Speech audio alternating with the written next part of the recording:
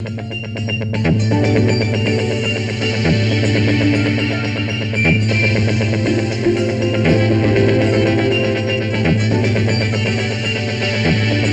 23 juin 2009, 23 juin 2013, cela fait 4 ans que Mathieu Matondo Matéa, connu sous les sobriquets de son souci Yangabor, nous a quittés. Mais les artistes et comédiens gardent toujours l'image du maestria, du rire. Ce 23 juin, le monde entier a célébré la journée internationale de veuves.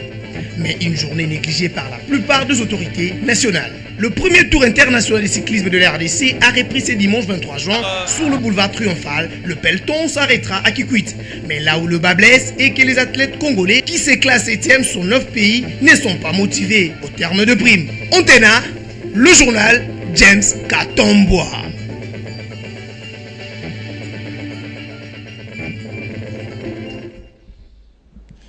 Un invité dans ce journal, il s'agit de M.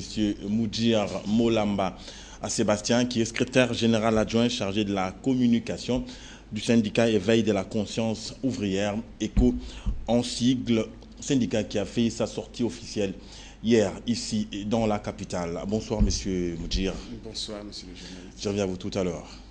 Bonsoir également à vous et grand merci de vous joindre à nous pour cette session d'information. L'actualité aujourd'hui est totalement sportive, vous l'avez constaté avec les sommaires de Patrick Borel Mukendi. À part les premiers tours international de cyclisme de la RDC, il y a les 2 derbys de la RDC qui se sont joués aujourd'hui pour les comptes du championnat national de football. On commence d'ailleurs par cette actualité à Kinshasa.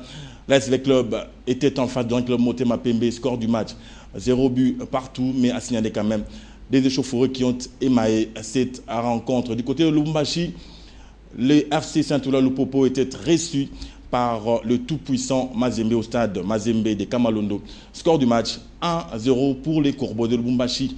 Prenons quelques extraits de ces 2 matchs.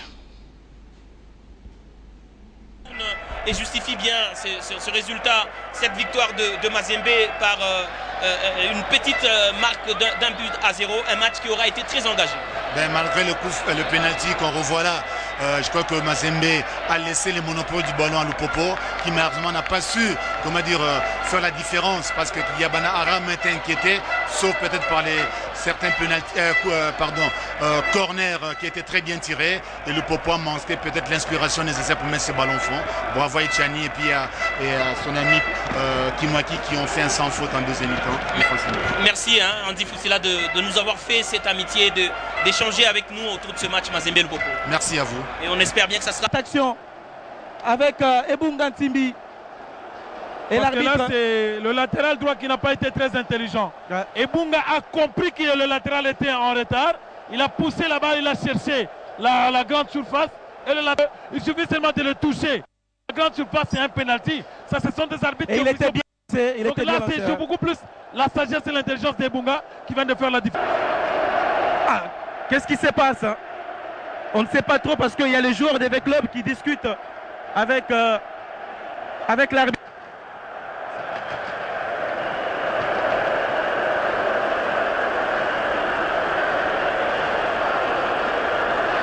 Oh là là, on ne pouvait pas passer à ce scénario, le match interrompu. Et on nous propose les images des gradins. Et petit à petit, je pense que la tension est en train de baisser. Voilà, en sport toujours, vous le savez, depuis peu il se court en RDC les premiers tours de cyclisme de la RDC, dénommé Tour de l'Unité. Ce tour a atteint la 4e étape et le coup d'envoi de cette étape a été donné aujourd'hui sur la place du cinquantenaire. Était présent pour les comptes de la chaîne de référence Antena, Ndaï Lambochi, qui nous a ramené ce reportage. La première édition du Tour de l'Unité du cyclisme de la RDC se poursuit sans désemparer. Le départ de la 4e étape de Kinshasa à Kenge a été donné ce dimanche 23 juin sur le boulevard du Triomphal, en présence des amoureux de la bécane. Auparavant, dans les différentes équipes présentes et les directeurs de la course ont tiré des leçons aux 3 dernières étapes. Mon nom c'est Soro Korolo Yakuba, je viens de la Côte d'Ivoire. Le moment on essaie de faire avec, compte tenu du climat et les boss qui sont ici, parce que chez nous, ça ne monte pas aussi comme ça. On essaie de faire avec. Et par la grâce de Dieu, on essaiera de donner le meilleur de nous-mêmes avant les dernières étapes. Du point de vue organisationnel, en termes de pourcentage, je peux concéder modestement 60 à 65% de réussite. Vous savez très bien que 60%, 65% ne constitue pas pour nous faible cote parce qu'on en est à notre première édition. Pour une fois que ça se fasse en RDC, le timing même accuse. Donc il se fait que si on est déjà au-delà de 60%, il y a lieu, à mon nom personnellement, d'encourager, de féliciter tout le corps.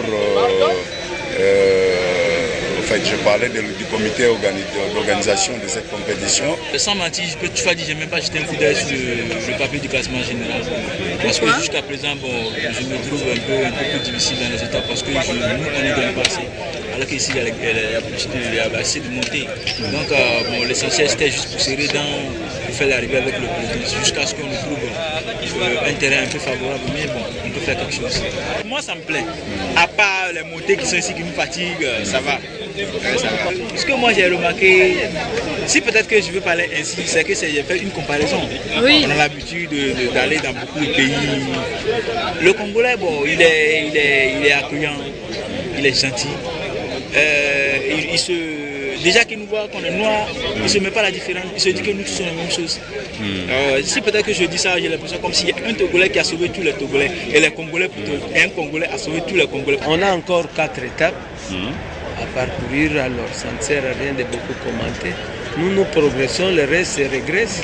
Donc l'espoir est là. On aura le maillot jaune. Sur le plan sportif, on va dire que ça se déroule bien. Les Rwandais avaient gagné la première étape. Depuis, c'est Médéric-Lin qui est en tête. Voilà, les étapes sont très animées, il y a beaucoup de public. Voilà, maintenant, au niveau de l'organisation, il y a quelques lacunes à gommer pour le futur, pour que ça fonctionne de mieux en mieux. Voilà, autrement, on va dire que ça se passe plutôt bien dans l'ensemble.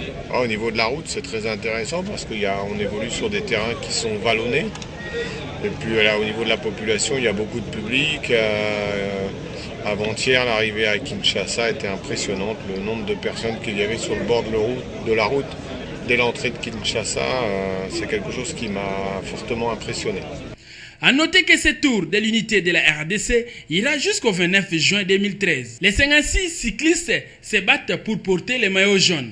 Les organisateurs prévoient l'itinéraire suivant pour la suite de cette course. Kinshasa Kenge, Kenge Masimanima Kikwit, aller comme retour. L'arrivée est prévue ce 29 juin 2013 à Kinshasa sur le boulevard Triomphal. Parmi les 56 cyclistes qui prennent part à ce premier tour international de cyclisme de Kinshasa, de la RDC, il y a évidemment de cyclistes congolais qui se plaignent, ils disent être abandonnés à leur triste sort. Ndaï Lambochi a approché les meilleurs d'entre eux, il a pour nom Doukwa. Écoutez-les.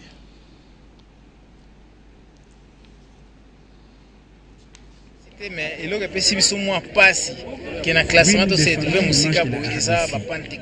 Mais nous avons connu un problème au départ parce qu'on a eu des problèmes de crevaison. Il nous a dit que le départ c'est au Pomposo. Arrivé là, au moment où nous attendons un camion avec des pneus, les Rwandais nous ont dépassés. Et voilà pourquoi nous avons perdu cette première étape. Mais néanmoins, nous allons travailler pour que l'image de la RDC soit bien affichée, même si au classement général nous sommes 7e. Imaginez un peu, nous avons quitté Kinshasa pour Matadi, on ne nous a rien donné. Au moment où je vous parle, j'ai fait la 4e étape pour Kikwit, je n'ai rien laissé chez moi à la maison. Mais nous ne voyons aucune autorité nous dire quelque chose. Imaginez la suite. Mais comme nous aimons ce travail, nous nous battons pour que cela soit bien.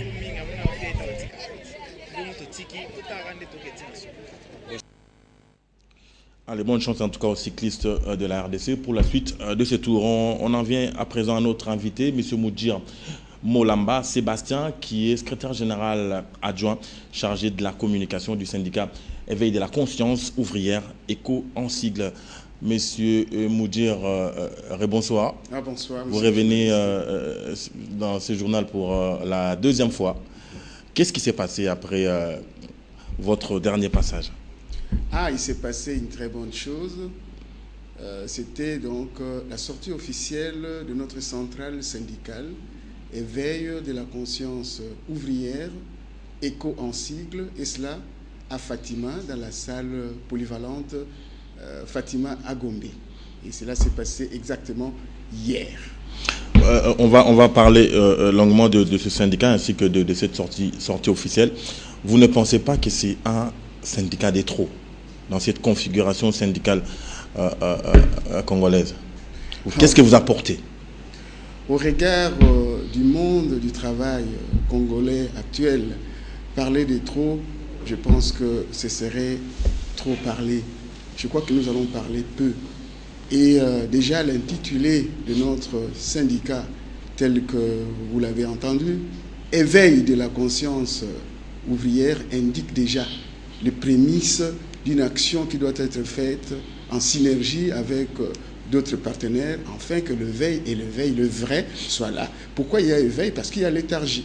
Pourquoi il y a éveil? Parce qu'on a constaté des antivaleurs aujourd'hui dans le monde du travail. Pourquoi il y a éveil? Il y a le clientélisme, il y a les désaveux de représentation syndicale au sein des entreprises, l'intersyndicale et le reste. Nous avons dit trop, c'est trop. Il a fallu qu'il y ait un arrêt net. Et cet arrêt est marqué par ces trois mots-clés: éveil de la conscience ouvrière. Comprenez par là que ce n'est pas de trop. Au contraire, c'est juste un point pour que nous puissions comprendre qu'il est temps de faire un tas d'arrêts et que nous nous disions rebâtissons notre pays et que nous nous disions allons maintenant vers l'avant en faisant confiance à ceux-là qui aujourd'hui se décident d'éveiller la conscience de leurs patriotes, la conscience des travailleurs. Et nous devons le mérite à ces messieurs, à ces camarades qui ont pu mettre sur pied cette organisation syndicale. En l'occurrence, notre autorité morale, monsieur Lambert Osango Okitako, qui aujourd'hui fait office de l'autorité morale dans une équipe dynamique constituée de jeunes, de femmes, pour combattre les antivaleurs qui ont élu domicile dans ce monde du travail. Vous venez de naître, on vous accorde les temps, on vous jugera par vos actes.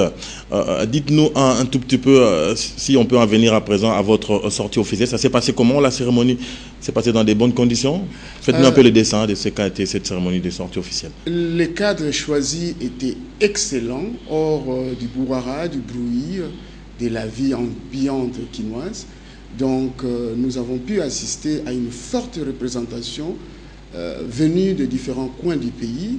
Et nous avons été également honorés par la présence de l'autorité de ces pays, en l'occurrence le conseiller du ministre du Travail, Emploi et Prévoyance sociale.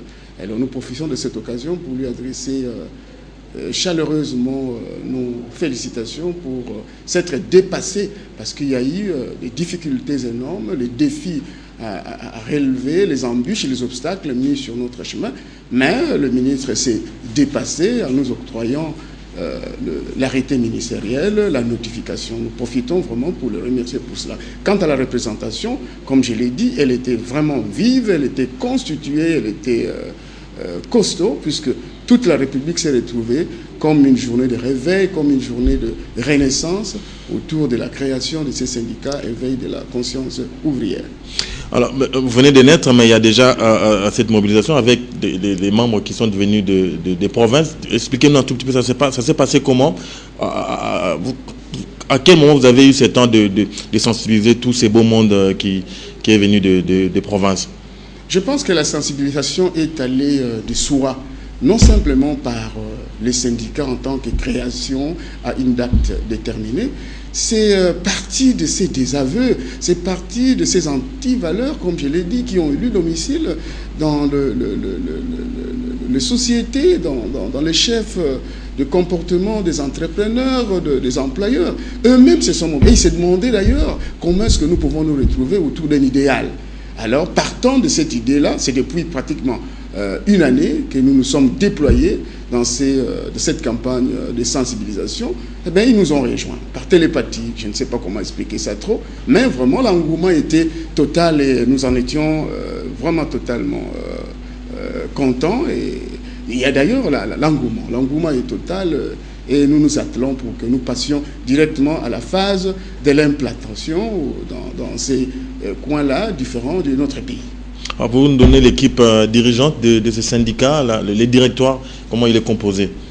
Le directoire est composé, en premier lieu, de l'autorité morale, j'ai cité, Monsieur Lambert, camarade, Lambert Osango Okitakoy, et autour de lui, il y a des lieutenants capables de mener une action syndicale concertée. Nous avons Monsieur Hassani Biabondo, qui est le secrétaire adjoint chargé de l'administration et finances. Il y a le secrétaire adjoint chargé de femmes, familles, enfants. Elle est de l'OCC, c'est Madame Kikoufi.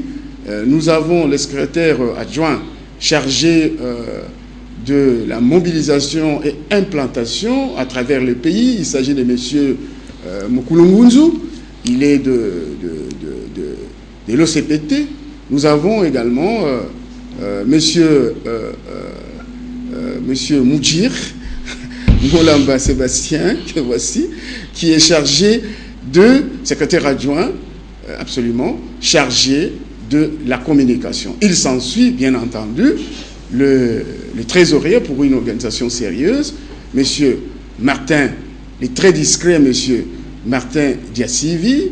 Il y a le comité exécutif, il y a les secrétaires fédéraux, les jeunes bouillants, travailleurs.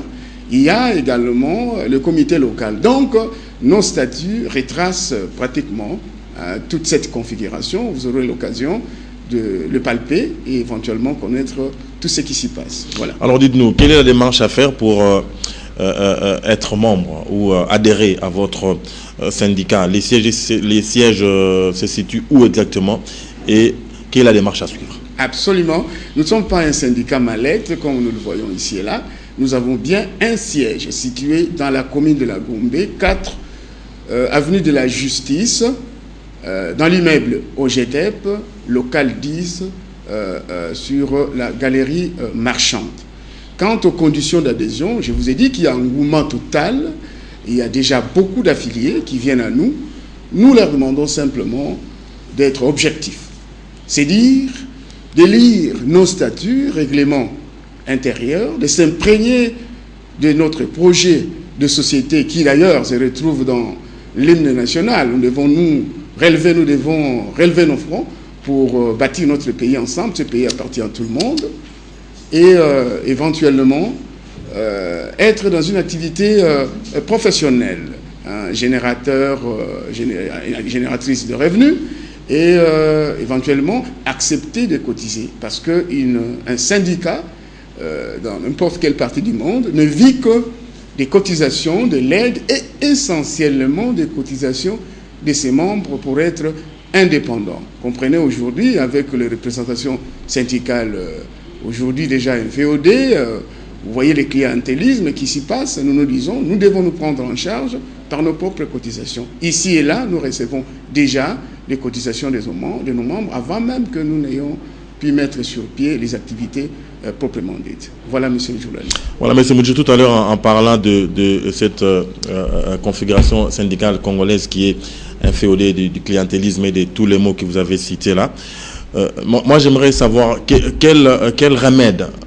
concret les syndicats éco apportent pour pallier à tous ces mots. Absolument. Vous avez bien épinglé le problème. Il y a les antivaleurs qui aujourd'hui paralysent le monde du travail, simplement par manque de connaissances. Les travailleurs, nous leur disons que seul l'accomplissement du devoir donne lieu au droit. Mais faut-il encore savoir que Ces travailleurs doivent connaître leurs droits. Et nous passons par l'éducation ouvrière. Nous passons par l'information. Nous passons par l'éducation fondamentale, de manière que les travailleurs puissent être à même d'utiliser ces instruments de connaissance et combattre à juste titre. L'ignorance de droit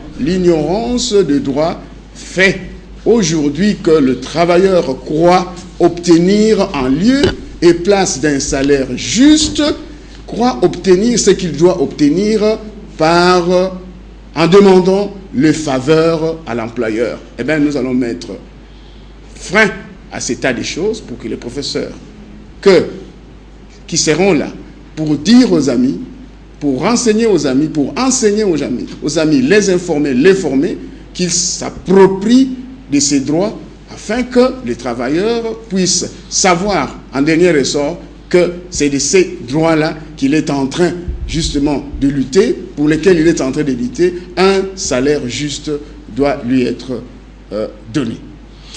Voilà, merci M. Moudjou. Je reviens à vous vers la fin pour votre conclusion.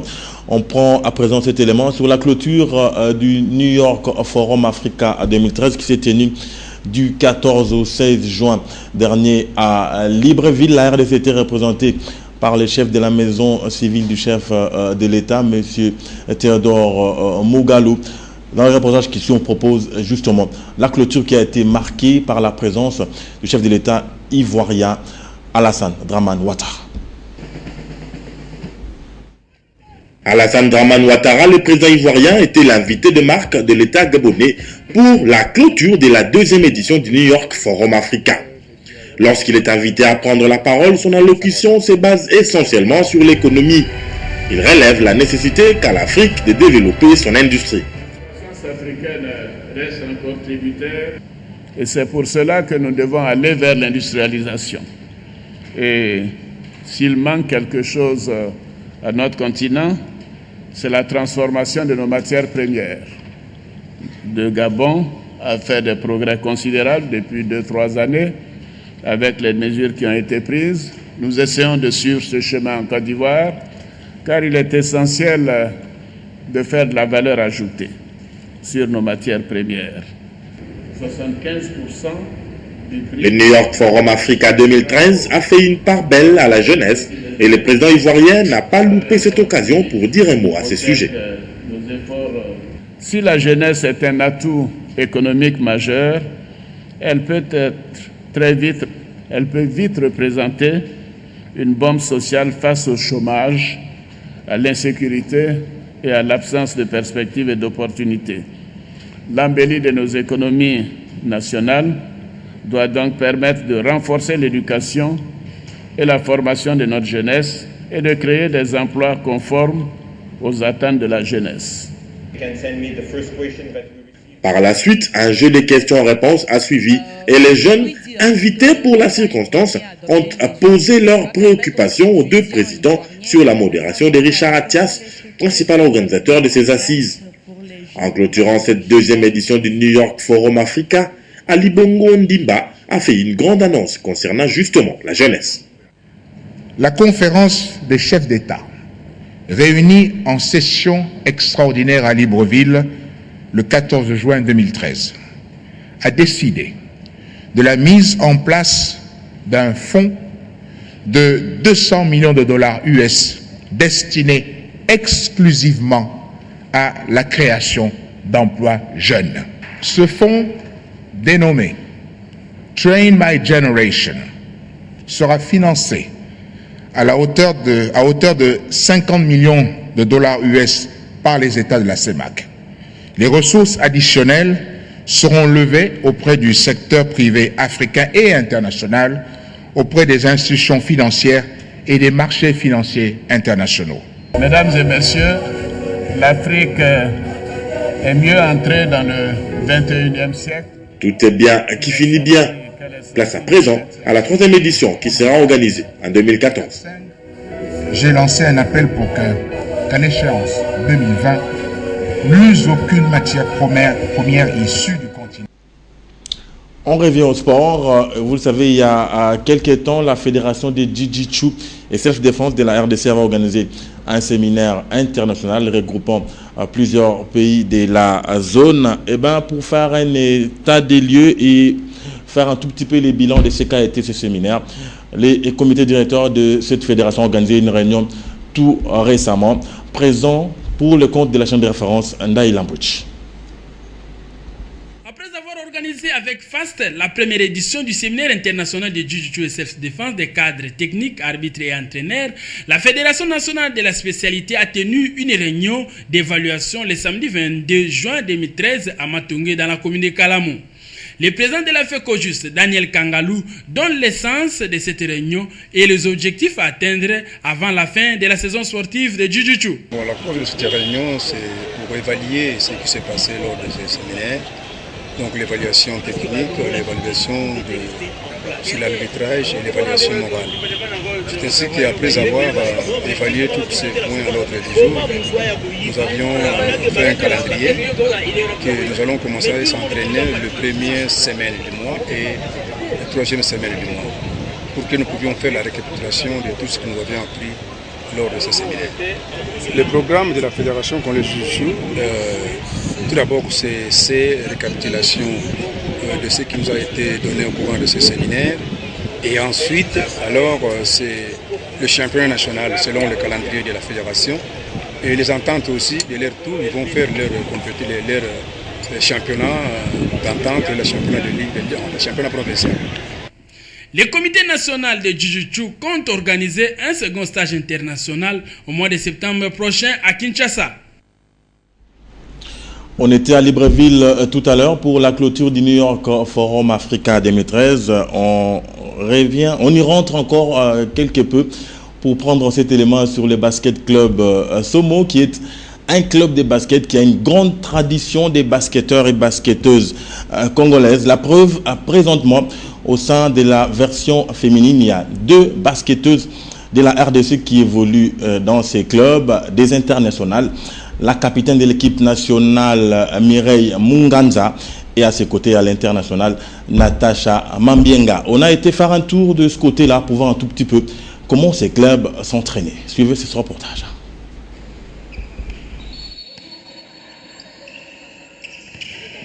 Fondé en 2002, le BC Somo est le club de basketball féminin les plus en vue du Gabon. À Libreville, où il a son siège, c'est le leader incontesté. 5 années de suite, le BC Somo termine champion du Gabon et parcourt l'Afrique dans différentes compétitions continentales. Cependant, depuis quelques saisons, le club connaît un passage à vide. Je pense que depuis 2006, l'équipe a eu le départ des cadres de l'équipe, comme on a perdu Pauline, Lisette, Ladula. Donc depuis 2006, je pense qu'on n'est plus sorti au plan international, c'est-à-dire qu'on n'est plus allé à l'extérieur pour les compétitions internationales. Ce club gabonais a une longue tradition des basketteuses de la RDC. Depuis sa création, le BC Somo a vu défiler plus de 10 basketteuses congolaises. Cette saison, 2 internationales de la RDC sont dans l'équipe. L'ailière Natacha Mambengia et la pivot Mireille Munganza, capitaine des Léopards de la RDC. Je suis là, ça fait maintenant 1 mois et demi, bientôt là j'aurai 2 mois ici à Libreville. Ah ouais, ça se passe bien, en tout cas, il n'y a pas de problème, ça se passe bien. Na Gabon, il y a tourisme. Premièrement d'abord, il y a tourisme. Il y a un cadre, donc il y a une équipe Somo, qui a renforcé un peu. Donc il y a un tourisme, il y a un bétabal. Le basket féminin au Gabon connaît de sérieux problèmes ces derniers temps et il est même menacé de disparition si les choses ne changent pas. Jean-Christophe Onian, coach du BC Somo, préconise des solutions. Les Congolais, les férus du théâtre se souviennent de la date du 23 juin. En cette date-là, mouraient les comédiens Matondo Matea Mathieu dit sans souci, patron du groupe Sans Souci d'Afrique. Ses frères du théâtre ne sont pas restés indifférents. Elumbe Soukari et Bokabela Abodo Rock ont fait des témoignages sur ce monument. Patrick Borel Mukendi, Magali Sissi et Dieu merci Tantou.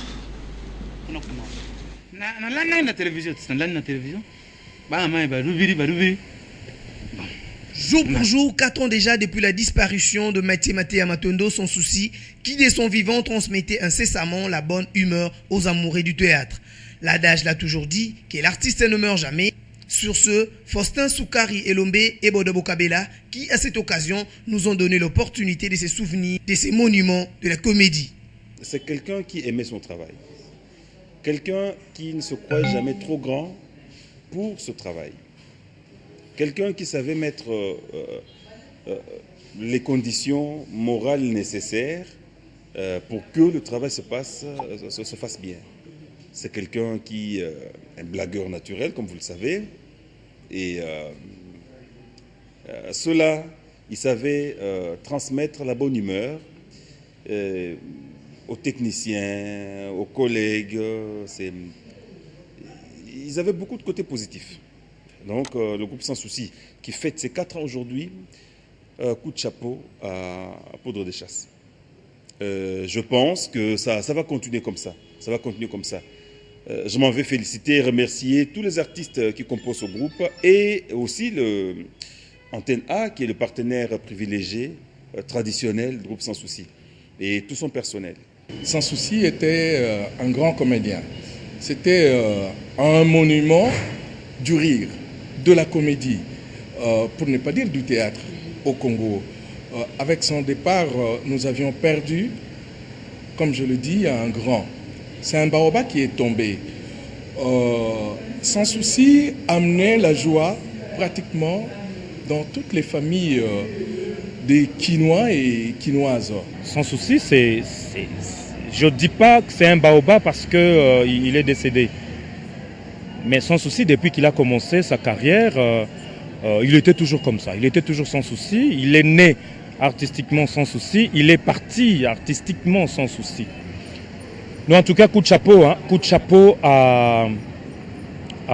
au président Poudre de Chasse. Moi, je l'appelle le président Obatike Langana Sans Souci, parce que bizarrement, les derniers jours, les derniers moments de Sans Souci, on était tout le temps avec Poudre.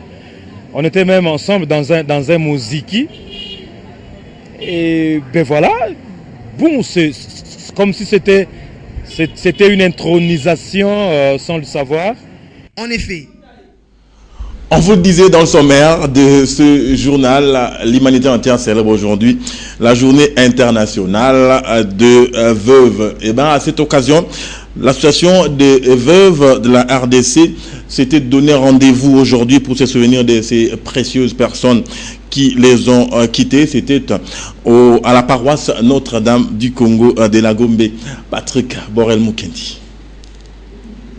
Profitant de la journée mondiale de veuves, l'association de veuves victimes et déplacées de guerre de la capitale ont organisé une rencontre avec d'autres venus de 24 communes pour rendre hommage à ceux qui ont laissé des encres indélébiles dans leur mémoire.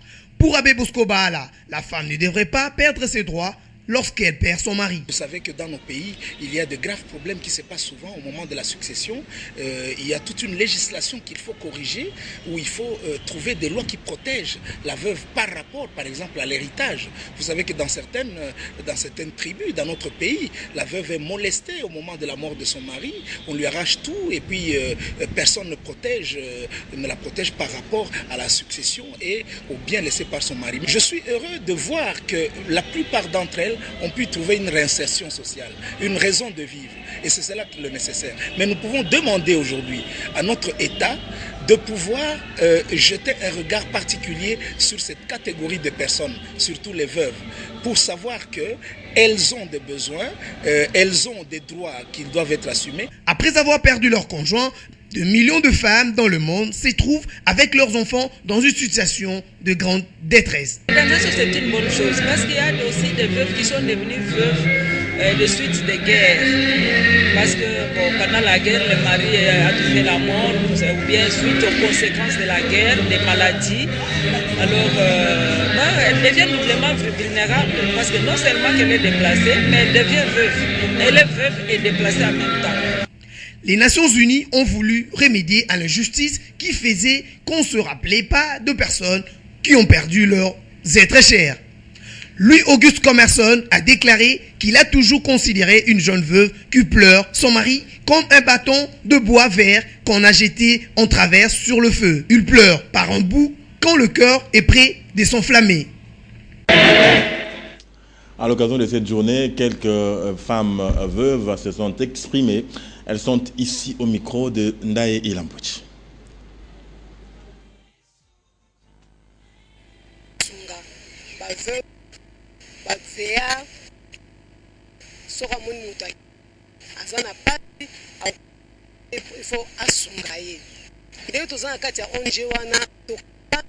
na mama présidente na biso mono Gideon ya nje na biso tepa nene eza musaka kasi osenga na bango biso basunga biso po makoki otoza nango tellement ba veuve ba veillard ba leki orphelin pe basali ebele tala kamingi ta l'air totamboli mingi tokei Mwanda tokei na Matadi tokei na Kikwiti tokei na Bolobo na Brazzaville nyonso pona kosunga ba ngai na koloba na ba veuve nyonso kolanda ngai sikoyo bazala na courage même papa akufi na likolo atiki ba nzambe a veuve moko na moko akozwa kimia même na nzela na ye. Toutes nos excuses pour la mauvaise qualité du son de cet élément. Monsieur Moudjir Molamba, on va bientôt se quitter. Les syndicats Éveil de la conscience ouvrière a fait sa sortie officielle. Comment se présente la suite des événements? Permettez-moi, monsieur le journaliste, avant que je vous présente la suite des événements, comme vous l'avez dit, de pouvoir placer juste un mot. Et ce mot s'adresse aux autorités compétentes de ces pays chargées d'organiser les élections syndicales. Vous aurez compris qu'il y a un prolongement et nous ne savons pas à qui profitent ces prolongements. Nous demandons à l'autorité de ne pas se prêter au jeu mafieux de certaines représentations syndicales et employeurs et d'affûter les armes de manière que nous puissions déployer ici et maintenant les mécanismes pour que nous ayons les élections fiables, car les désaveux se lient déjà sur le visage des travailleurs de ces pays qui se trouvent aujourd'hui soumis à un esclavage professionnel. Quant au programme, je dirais simplement qu'il a déjà commencé et nous disons aux travailleurs du Congo, à tous nos amis affiliés, qu'ils puissent se mobiliser. Voilà le dernier message. Nous sommes déjà en phase de l'implantation et de mobilisation. Nous appelons donc les travailleurs de ne point trahir leur conscience et se mobiliser pour cet éveil qui se veut réel, une véritable renaissance pour le syndicalisme dans notre pays. Merci, monsieur Moudjir Molamba Sébastien. Merci beaucoup. Je rappelle que vous êtes secrétaire général adjoint chargé de la communication du syndicat Éveil de la conscience ouvrière.